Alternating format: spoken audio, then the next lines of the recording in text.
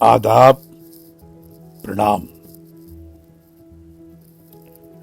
Idea generating studio के एक और नए फिल्मी एपिसोड में हम आपका दिली इस्तकबाल करते हैं। आपका हार्दिक स्वागत है। मई की पहली तारीख 1 मई, इस दिन को पूरी दुनिया इंटरनेशनल वर्कर्स डे और लेबर्स डे के तौर पर मनाती है। महाराष्ट्र डे के तौर पर भी इसकी अहमियत है। ये सारी बातें तो अपनी जगह हैं, लेकिन फिल्मी दुनिया, स्टेज की दुनिया और लिटरेचर की दुनिया में भी इस दिन की बहुत अहमियत है, क्योंकि इसी दिन हिंदुस्तानी फिल्मों के एक दरख्शां सितारे ने जन्म लिया था, जिसको दुनिया बलराज साहनी के नाम से याद करती है।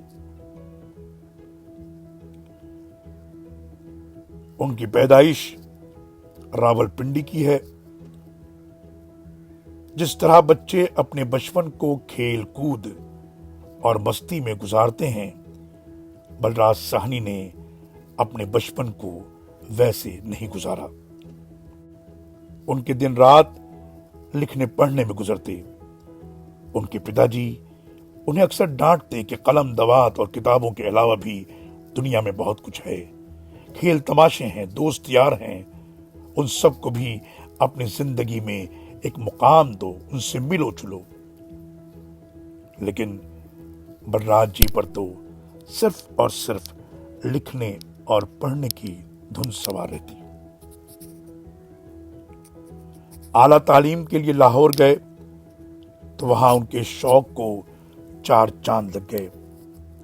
उन्होंने इंग्लिश लिटरेचर में एमए किया और एक नहीं कई डिग्रियां लेकर जब लौटे तो सेवाग्राम में फेल्डन नामी एक शख्स से मुलाकात हुई, जो बीबीसी में काम किया करता था।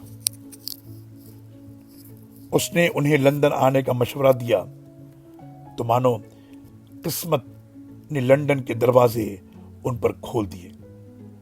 वहां बीबीसी में नौकरी की, रेडियो अनाउंसर का ओहदा संभाला और ऐसा संभाला कि लंदन के घर घर में उर्दू की मकबूलियत फैलती चली गई। लेकिन अभी सफर खत्म नहीं हुआ था। वहां से कलकत्ते का रुख किया। यह जमाना 1943 का था। लंदन में गुरुदेव रविंद्रनाथ टैगोर के शांति निकेतन का बड़ा नाम सुना था। शांति निकेतन जाने की तमन्ना थी और गुरुदेव से मिलने की इच्छा। अपनी पत्नी दमयंती के साथ वहां पहुंचे। गुरुदेव को यह जोड़ा बेहद पसंद आया। उनसे पहली ही मुलाकात में ऐसी नजदीकी बढ़ गई कि बलराज जी ने शांति निकेतन से कहीं दूर जाने का इरादा भी तर्क कर दिया। अगले ही बरस बेटा परीक्षित पैदा हुआ, जिसे पहली गोद तो मां की मिली, फिर दूसरी गोद गुरुदेव रविंद्रनाथ टैगोर की और तीसरी गोद पिता बलराज साहनी की। मां बनने के बाद दमयंती के लिए घर गृहस्थी की जिम्मेदारियां पड़ गईं।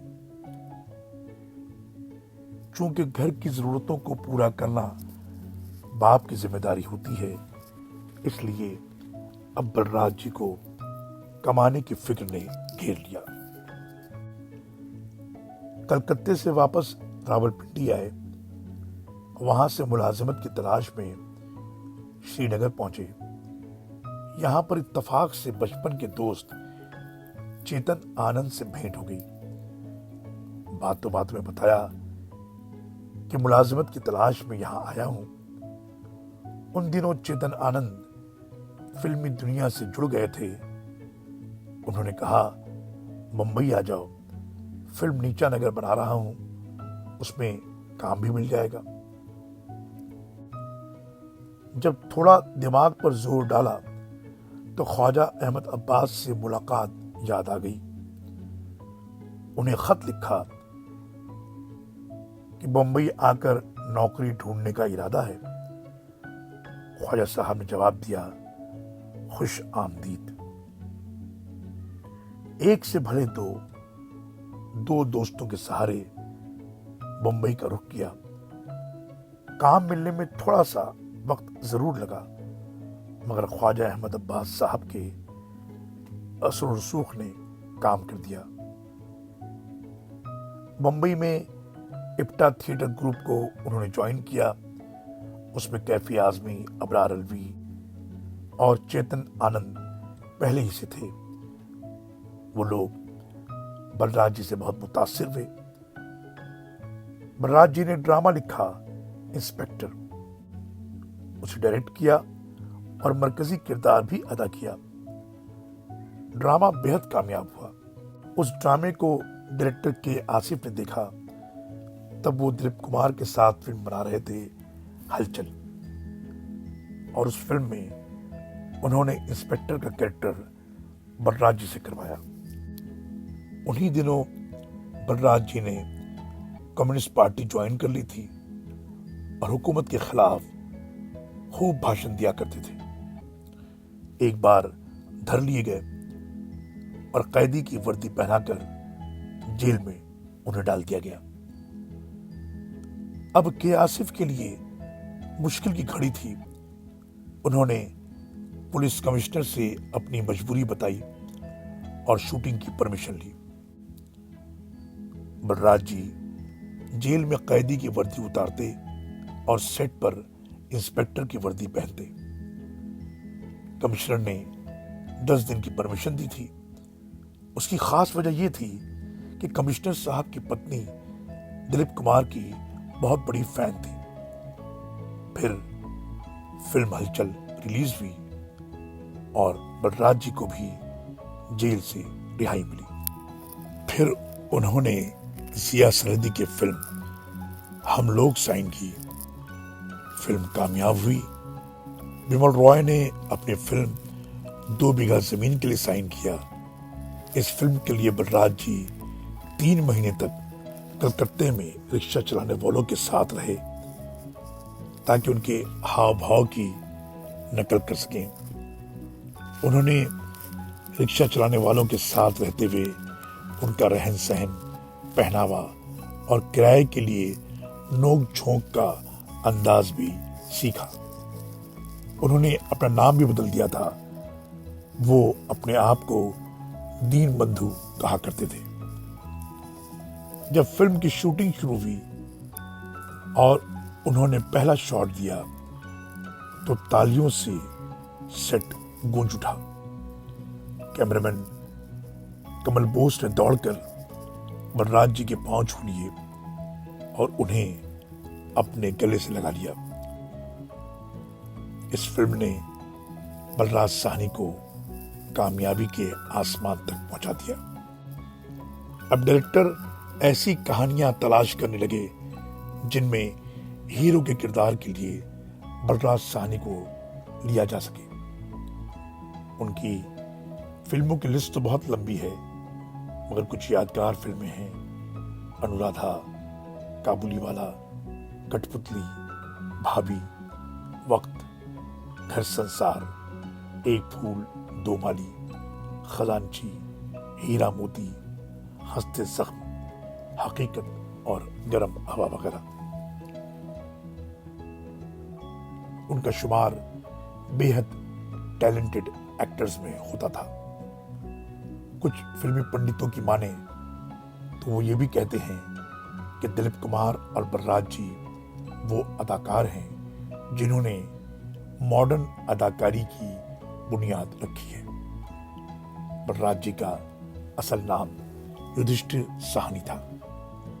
ख्वाजा अहमद अब्बास ने दमयंती साहनी को लेकर फिल्म बनाई धरती की लाल।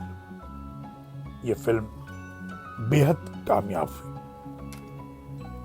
फिल्म की हीरोइन को बहुत सराहा गया। अब प्रोड्यूसर दमयंती को जहन में रखकर फिल्म की कहानी सोचने लगे। इधर बलराज जी की मसरूफियत बढ़ी। एक दिन बलराज जी ने दमयंती जी से पूछा, फिल्म में तुम्हारे काम को जिस तरह सराहाया जा रहा है और तारीफ हो रही है, उसके पेश नज़र फिल्मों में काम जारी रखना चाहोगी या घर में अपनी फैमिली की तरफ अपना फर्ज निभाओगी? दमयंती का जवाब घर और फैमिली के हक में था।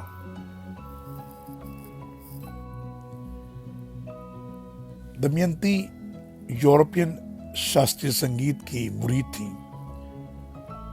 वो अक्सर खाली समय में लॉन्ग प्ले रिकॉर्ड पर बीथोवन, मोजार्ट और तोकोवस्की की सिम्फनी सुनना पसंद करती थी। जब भी वो ऐसा करती तो बलराज जी दूसरे कमरे में चले जाते, क्योंकि उन्हें वेस्टर्न, क्लासिकल और ओपेरा बिल्कुल पसंद न थे। बलराज जी जितने फिल्मों में सीधे सादे रहे, वैसे ही वो अपने हकीकी जिंदगी में भी रहे। वो ऐसे कलाकार थे जो पार्टियों और दावतों के माहौल में टॉल्स्टॉय की किताबों को याद कर सकते थे, तो दूसरी तरफ अपनी फिल्मों के प्रचार के अभियान के दौरान भी बेहद मानवीय होकर परिवार के प्रति जिम्मेदार बने रहते। एक बार शिमला में गेटी थिएटर के सामने जब उनके छोटे भाई विष्णु साहनी की पत्नी शीला जी गर्भावस्था के दौरान अपने फैंस की भीड़ में फंस गई थी और उनकी तबीयत बिगड़ने लगी थी, तब भीड़ को संभालते हुए, समझाते हुए बलराज जी किसी तरीके से शीला जी को बचा कर ले आए थे। बलराज जी का खानदानी कारोबार कपड़ों का था। उन्होंने कुछ दिन अपने पिताजी की दुकान पर रहकर उनका हाथ भी बटाया था। बलराज साहनी को कश्मीर से बेहद प्यार था। मरने से पहले उन्होंने अपने डॉक्टर को कहा था, मैंने अपनी बहुत हसीन जिंदगी गुजारी है, मुझे अपनी जिंदगी में कोई अफसोस नहीं है। मैं अपने देशवासियों का शुक्रिया अदा करता हूं और उन्हें सैल्यूट करता हूं। बस जीवन में एक ही बात का अफसोस रहा कि मैं बहुत बार कश्मीर नहीं जा पाया। मेरी मसरूफियत ने मुझे मौका बहुत कम दिया। उन्होंने कहा कि उनकी खुशी का उस दिन ठिकाना न था जब उन्हें 1972 में फिल्म ऑफर हुई, शायर कश्मीर महजूर। उस फिल्म में उन्हें शायर महजूर के पिता का किरदार अदा करना था। इस बासलाहियत अदाकार ने अपनी शुरुआती जिंदगी के कुछ साल कश्मीर में जरूर गुजारे। वो साल उनके याददाश्त के खजाने में हमेशा महफूज रहे।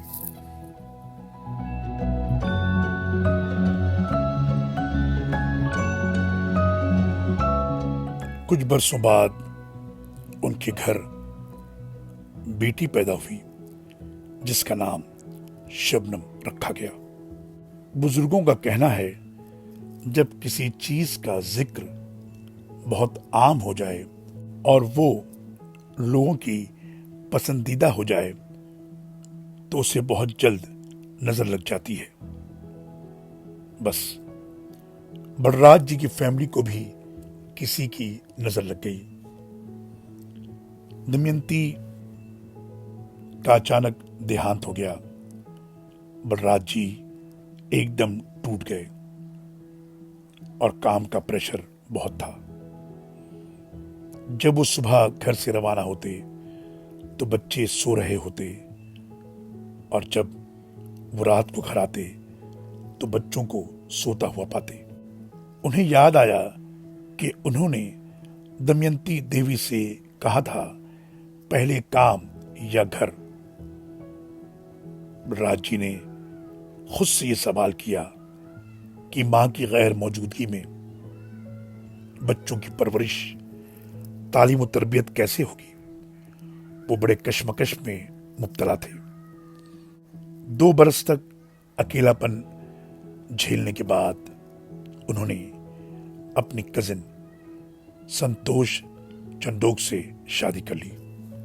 चेतन आनंद ने देवानंद और गीता बाली को लेकर बलराज साहनी की कहानी पर फिल्म बाजी बनाई, जो बेहद कामयाब हुई। बलराज जी ने बतौर एक्टर फिल्म गरम हवा में काम किया और उनके किरदार को लोगों ने बहुत पसंद किया। ऊपर वाले की मर्जी देखिए, 12 अप्रैल 1973 में उन्होंने गरम हवा की आखिरी डबिंग की। बलराज जी के सीन का डायलॉग था, इंसान कब तक अकेला जी सकता है। और अगले दिन यानी 13 अप्रैल 1973 में बलराज साहनी का निधन हो गया।